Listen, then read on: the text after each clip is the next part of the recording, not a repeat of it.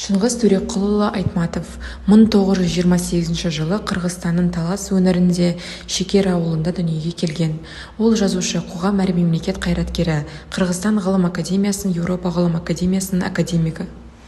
Алғашқы ұстаз повесі. Повесте оқиға Қырғыз ауылында өтеді.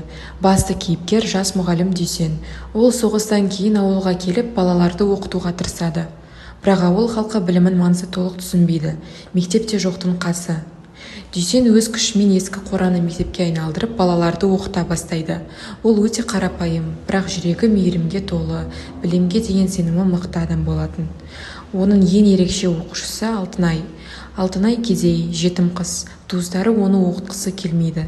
Керісінше ерте тұрмысқа бермек болады. Бірақ Дүйсен оны қорғап, оқуға жіберуге бар күшін салады.